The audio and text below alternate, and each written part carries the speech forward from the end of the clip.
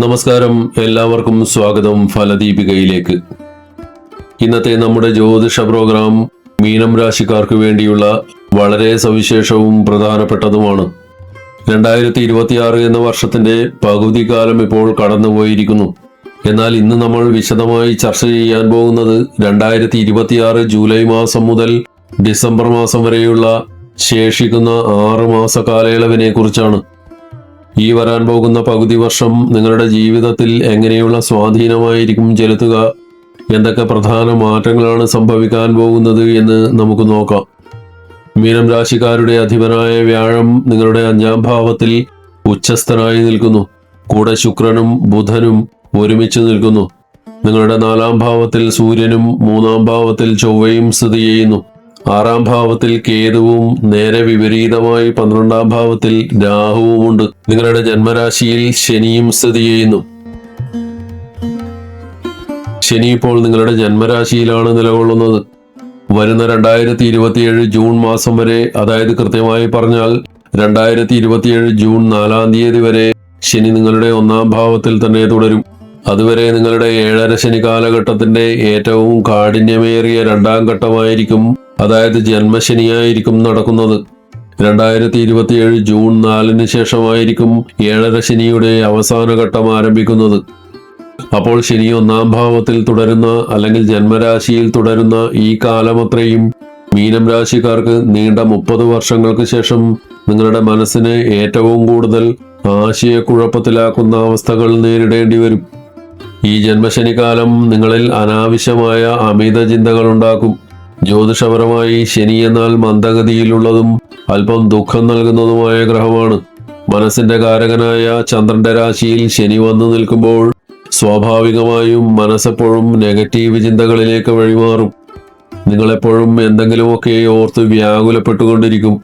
ജീവിതത്തിൽ ഒരു കാര്യത്തിലും പൂർണ്ണമായി തൃപ്തി കണ്ടെത്താൻ നിങ്ങൾക്ക് സാധിക്കില്ല. മനസ്സെപ്പോഴും അസ്ഥിരമായിരിക്കും. ഉദാഹരണത്തിന്, നിങ്ങൾക്ക് നല്ലൊരു ജോലി ലഭിച്ചാൽ പോലും അതിൽ സന്തോഷിക്കാൻ നിങ്ങൾക്ക് കഴിയില്ല. ഇനിയും ഇതിലും മികച്ചതെന്തോ കിട്ടാനുണ്ട് എന്ന തരത്തിൽ മനസ്സ് അസംതൃപ്തമായി തുടരും.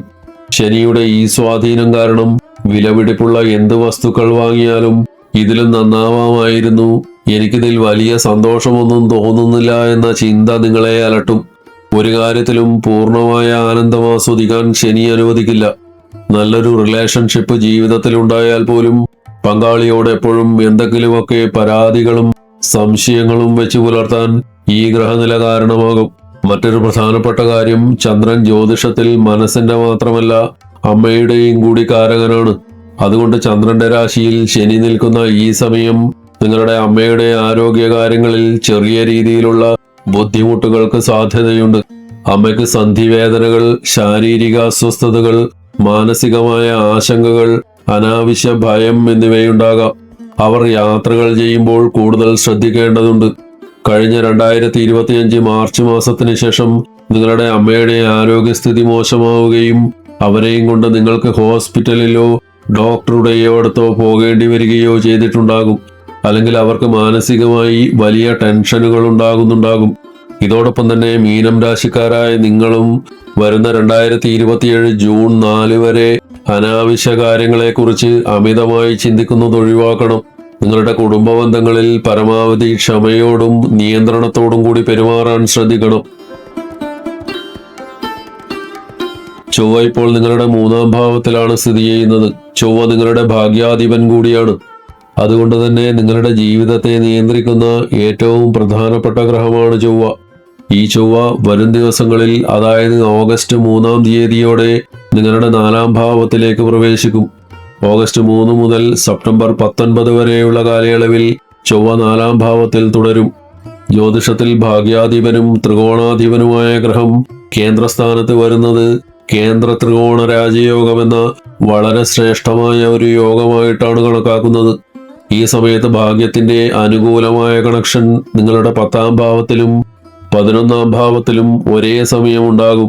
അതുകൊണ്ട് ഓഗസ്റ്റ് 3-ന് ചൊവ്വ ഈ സ്ഥാനത്തേക്ക് വരുന്നത് നിങ്ങളുടെ ഭാഗ്യത്തെ ഉണർത്താൻ വളരെയധികം സഹായിക്കും. ഓഗസ്റ്റ് 3-ന് ശേഷം നിങ്ങളുടെ ഭാഗ്യം പൂർണ്ണമായും തെളിയും. നിങ്ങൾ ചെയ്യുന്ന തൊഴിലിൽ അല്ലെങ്കിൽ കരിയറിൽ വലിയ രീതിയിലുള്ള പുരോഗതിയും ശാരീരികവും മാനസികവുമായ കരുത്തുമുണ്ടാകും. ജീവിതത്തിൽ വലുതായി എന്തെങ്കിലും നേടിയെടുക്കണമെന്ന തീവ്രമായ ആഗ്രഹവും ലക്ഷ്യബോധവും നിങ്ങളിൽ ഉടലെടുക്കും. ചൊവ്വ നിങ്ങളുടെ 11ാം ഭാവത്തെ കൂടി വീക്ഷിക്കുന്നതുകൊണ്ട് ജോലിയിൽ പ്രമോഷൻ, ശമ്പള വർധനവ് എന്നിവ ആഗസ്റ്റ് 3 മുതൽ സെപ്റ്റംബർ 19 വരെയുള്ള കാലയളവിൽ പ്രതീക്ഷിക്കാം. കൂടാതെ പുതിയ വരുമാന മാർഗങ്ങളെക്കുറിച്ച് നിങ്ങൾ ചിന്തിക്കുകയും അതിൽ വിജയിക്കുകയും ചെയ്യും. റിയൽ എസ്റ്റേറ്റ്, ഭൂമി ഇടപാടുകൾ, നിർമ്മാണ മേഖല എന്നിവയുമായി ബന്ധപ്പെട്ട് പ്രവർത്തിക്കുന്ന മീനം രാശിക്കാർക്ക് ഈ സമയം അതീവ ലാഭകരമായിരിക്കും.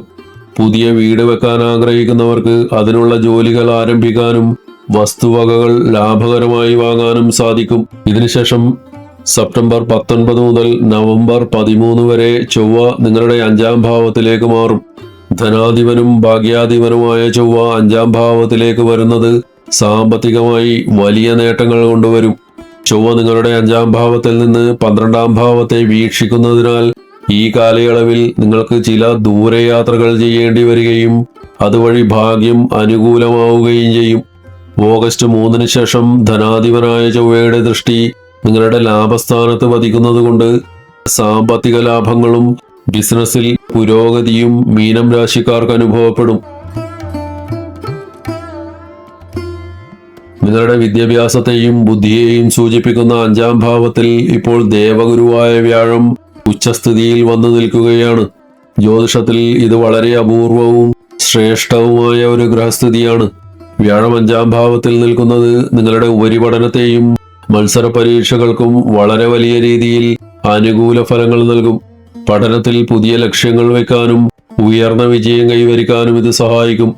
വിദ്യാഭ്യാസവുമായി ബന്ധപ്പെട്ട് പുതിയ കോഴ്സുകളിൽ ചേരാനും വലിയ സ്ഥാപനങ്ങളിൽ അഡ്മിഷൻ നേടാനും വിദേശ പഠനത്തിന് ശ്രമിക്കുന്നവർക്ക് അതിൽ വിജയിക്കാനും ഈ സമയം വളരെയധികം അനുയോജ്യമാണ്. നിങ്ങളുടെ ശ്രദ്ധയും ഏകാഗ്രതയും പഠനത്തിൽ വളരെ കൂടുതലായിരിക്കും. ജീവിതത്തിൽ ഒരിക്കൽ മാത്രം വരുന്ന ഇത്തരം നല്ല സമയങ്ങൾ വിദ്യാർത്ഥികൾ പരമാവധി പ്രയോജനപ്പെടുത്തണം. കൂടാതെ വ്യാഴത്തിന്റെ ശുഭദൃഷ്ടി നിങ്ങളുടെ 5ാം ഭാവത്തിലും 11ാം ഭാവത്തിലും ജന്മരാശിയിലും ഒരേ സമയം പതിക്കുന്നുണ്ട്. വ്യാഴം നിങ്ങളുടെ രാശിയുടെ അധിപനായി 5ാം ഭാവത്തിൽ ഇരുന്നുകൊണ്ട് സ്വന്തം ഭാവത്തെ തന്നെ നോക്കുന്നത് വലിയ ഭാഗ്യമാണ്. അതുപോലെ തന്നെ 5ാം ഭാവത്തിലെ വ്യാഴത്തിന്റെ സ്ഥിതി സന്താന ഭാഗ്യത്തിന് ഏറ്റവും മികച്ചതാണ്. വിവാഹം കഴിഞ്ഞ് കുട്ടികളില്ലാതെ വിഷമിക്കുന്ന മീനം രാശിക്കാർ ഫാമിലി പ്ലാനിങ്ങിനെ കുറിച്ച് ചിന്തിക്കുന്നുണ്ടെങ്കിൽ ഈ സമയം അത് വിജയകരമായി ഭവിക്കും. വരുന്ന ആഗസ്റ്റ് 15, 16 തീയതികൾ മുതൽ സെപ്റ്റംബർ പകുതി വരെയുള്ള കാലയളവിൽ സൂര്യൻ നിങ്ങളുടെ 6ാം ഭാവത്തിലേക്ക് പ്രവേശിക്കും. ജ്യോതിഷത്തിൽ സൂര്യൻ 6ാം ഭാവത്തിൽ വരുന്നത് ശത്രുനാശത്തിനും രോഗമുക്തിക്കും കടബാധ്യതകൾ തീർക്കാനും വളരെ നല്ലതാണ്. നിങ്ങളുടെ എതിരാളികൾ ഈ സമയത്ത് പൂർണ്ണമായും പരാജയപ്പെടും. എന്നാൽ ഒക്ടോബർ 15 മുതൽ നവംബർ പകുതി വരെയുള്ള സമയത്ത് സൂര്യന്റെ സ്ഥിതി കാരണം ആരോഗ്യത്തിൽ അല്പം കൂടുതൽ ശ്രദ്ധ പുലർത്തേണ്ടതുണ്ട്. ഈ സമയത്ത് ഇൻഫെക്ഷനുകൾ, സ്കിൻ അലർജികൾ, വയറുമായി ബന്ധപ്പെട്ട അസ്വസ്ഥതകൾ എന്നിവ വരാൻ സാധ്യതയുണ്ട്. പൊതുവായി നിങ്ങളുടെ ആരോഗ്യം തൃപ്തികരമായിരിക്കുമെങ്കിലും അമിതമായ മാനസിക സമ്മർദ്ദം കാരണം കടുത്ത തലവേദന അല്ലെങ്കിൽ മൈഗ്രെയിൻ, അമിതമായ ആകുലതകൾ എന്നിവ നിങ്ങളെ ബുദ്ധിമുട്ടിച്ചേക്കാം. മനസ്സിന് ഒട്ടും സുഖമല്ലാത്ത അവസ്ഥയും വിട്ടുമാറാത്ത ക്ഷീണവും നിങ്ങൾക്ക് അനുഭവപ്പെടാം. രാഹു വരുന്ന 2026 ഡിസംബർ 6 വരെ നിങ്ങളുടെ 12ാം ഭാവത്തിൽ തന്നെ തുടരും. അതുകൊണ്ട് മാനസികമായ സമാധാനം നിലനിർത്താൻ നിങ്ങൾ പ്രത്യേകം ശ്രദ്ധിക്കണം. എങ്കിലും പൊതുവായി നോക്കുമ്പോൾ നിങ്ങളുടെ കരിയറും വിദ്യാഭ്യാസവും ഭാഗ്യവും വളരെ മികച്ച നിലയിലാണുള്ളത്. വിദേശത്ത് ജോലിക്കോ പഠനത്തിനായോ താമസിക്കുന്ന മീനം രാശിക്കാർക്ക് ഈ 6 മാസക്കാലം വലിയ നേട്ടങ്ങൾ തന്നെ ലഭിക്കും. അനാവശ്യമായ അമിത ചിന്തകൾ ഒഴിവാക്കി ലക്ഷ്യത്തിലേക്ക് മാത്രം ശ്രദ്ധ കേന്ദ്രീകരിക്കാൻ നിങ്ങൾ തയ്യാറാകണം. എല്ലാ ദിവസവും രാവിലെ വിഷ്ണു സഹസ്രനാമം പൂർണ്ണ ഭക്തിയോടെ ജപിക്കുക. ജപിക്കാൻ ബുദ്ധിമുട്ടുള്ളവർ വിഷ്ണു സഹസ്രനാമം ഭക്തിപൂർവം ശ്രവിക്കുകയെങ്കിലും ചെയ്യുക. വ്യാഴാഴ്ചകളിലും ശനിയാഴ്ചകളിലും വ്രതശുദ്ധിയോടെ ഹനുമാനെ ഭജിക്കുന്നത് ശനിയുടെയും ചൊവ്വയുടെയും ദോഷങ്ങൾ കുറയ്ക്കാൻ സഹായിക്കും. നിങ്ങൾക്ക് ഈ ജ്യോതിഷ വീഡിയോയും വിവരങ്ങളും ഉപകാരപ്രദമായെങ്കിൽ ദയവായി ലൈക്ക് ചെയ്യുകയും മറ്റുള്ളവരിലേക്ക് ഷെയർ ചെയ്യുകയും ചെയ്യുക. കൂടുതൽ ജ്യോതിഷ അറിവുകൾക്കായി ഫലദീപിക സബ്സ്ക്രൈബ് ചെയ്യുക. എല്ലാവർക്കും നന്മകൾ ഉണ്ടാവട്ടെ. ഹരി ഓം.